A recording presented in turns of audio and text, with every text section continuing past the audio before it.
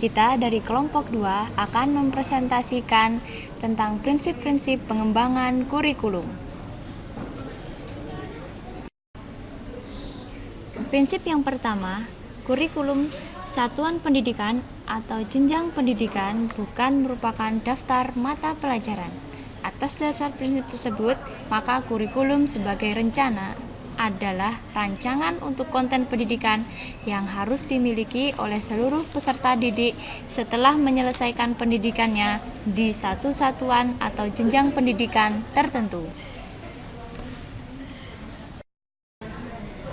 Prinsip yang kedua, standar kompetensi lulusan ditetapkan untuk satu satuan pendidikan, jenjang pendidikan, dan program pendidikan.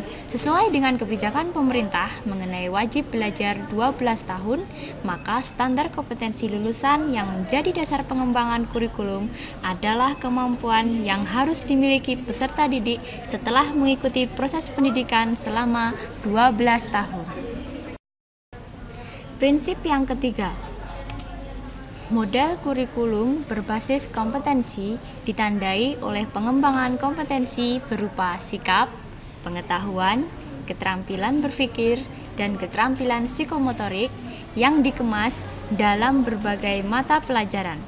Kompetensi yang termasuk pengetahuan dikemas secara khusus dalam satu mata pelajaran. Prinsip keempat, kurikulum didasarkan pada prinsip bahwa setiap sikap, keterampilan, dan pengetahuan yang dirumuskan dalam kurikulum berbentuk kemampuan dasar dapat dipelajari dan dikuasai setiap peserta didik, sesuai dengan kaidah kurikulum berbasis kompetensi. Prinsip yang kelima, kurikulum dikembangkan dengan memberikan kesempatan kepada peserta didik untuk mengembangkan perbedaan dalam kemampuan dan minat. Atas dasar prinsip perbedaan kemampuan individual peserta didik, kurikulum memberikan kesempatan kepada peserta didik untuk memiliki tingkat penguasaan di atas standar yang telah ditentukan dalam sikap, keterampilan, dan pengetahuan. Prinsip yang keenam, kurikulum berpusat pada potensi, perkembangan, kebutuhan, dan kepentingan peserta didik serta lingkungannya. Kurikulum dikembangkan berdasarkan prinsip bahwa peserta didik berada pada posisi sentral dan aktif dalam belajar. Prinsip yang ketujuh, kurikulum harus tanggap terhadap perkembangan ilmu pengetahuan, budaya, teknologi, dan seni. Kurikulum dikembangkan atas dasar kesadaran bahwa ilmu pengetahuan, budaya, teknologi, dan seni berkembang secara dinamis. Oleh karena itu, konten kurikulum harus selalu mengikuti perkembangan ilmu pengetahuan, budaya, teknologi, dan seni, membangun rasa ingin tahu dan kemampuan bagi peserta didik untuk mengikuti dan memanfaatkan secara tepat hasil-hasil ilmu pengetahuan, teknologi, serta seni. Prinsip yang ke-8, kurikulum harus relevan dengan kebutuhan kehidupan. Pendidikan tidak boleh memisahkan peserta didik dari lingkungannya, dan pengembangan kurikulum didasarkan kepada prinsip relevansi pendidikan dengan kebutuhan dan lingkungan hidup.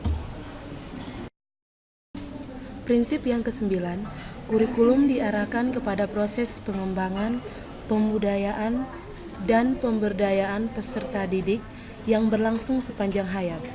Pemberdayaan peserta didik untuk belajar sepanjang hayat dirumuskan dalam sikap, keterampilan, dan pengetahuan dasar yang dapat digunakan untuk mengembangkan budaya belajar.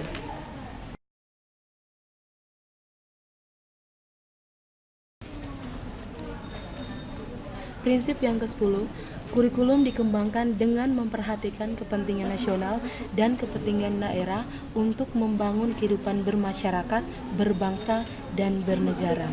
Kepentingan nasional dikembangkan melalui penentuan struktur kurikulum, standar kemampuan, dan kemampuan dasar, serta silabus.